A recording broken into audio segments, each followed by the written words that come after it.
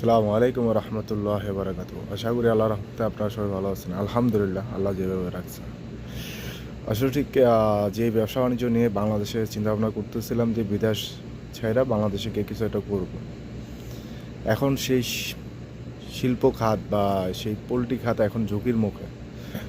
গুটি কয়েক আপনার কোম্পানি যারা ফিড উৎপাদন করে এবং যারা বাচ্চা উৎপাদন করে, আল্লাহ ব্যবসাকে হালাল করছে, হারাম করে নাই।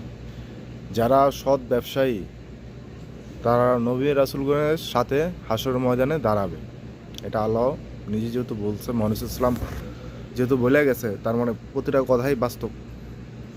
আর কিছু অসাধু ব্যবসায়ী যারা মনে করেন যে সিন্ডিকেট করতেছে, যারা হাজার হাজার মানুষের আপনার রিজিক নিয়ে টানাটানি করতেছে, হাজার হাজার মানুষের পোলট্রি খাত্রে আজকে তারা বিপদের দিকে ঠেলা দিয়েছে।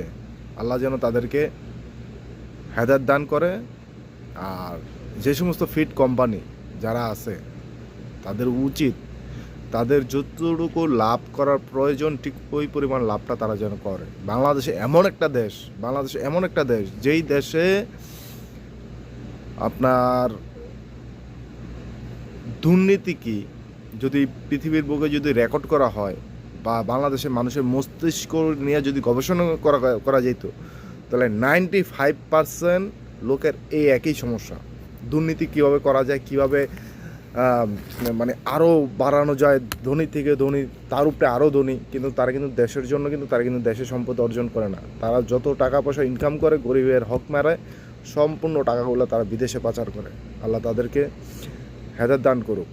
আর জাহান্নামের প্রতিটা স্তর সম্পর্কে তারা যেন অবগত হয় যে আসলে ঠিক কোন কোন স্তরে কাদের জন্য কী কী শাস্তি, আর জান্নাতের স্তরগুলো তাদের জানা উচিত কোন কোন স্তরে আল্লাহ কাদেরকে কি মর্যাদা দান করে।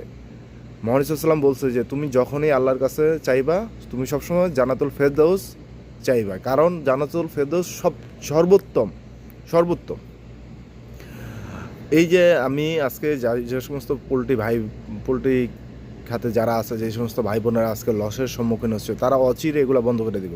হয়তো আমি আর দেশে যাব না, কারণ যেই দেশের জন্য বা যেই কিছু একটা করার চিন্তা ভাবনা করতেছে, বাংলাদেশের সবচেয়ে বেশি হচ্ছে হরিলু।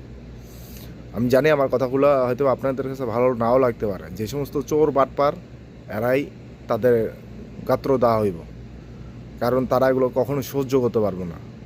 একজন সৎ ইমানদার মানুষের সবচেয়ে কষ্ট হচ্ছে যে এই দুনিয়াতে, আর ব্যবসাকে তারা আল্লাহ তাআলা হালাল করছে, হারাম করে না। ওয়ালাইকুম আসসালাম, কে হাল है?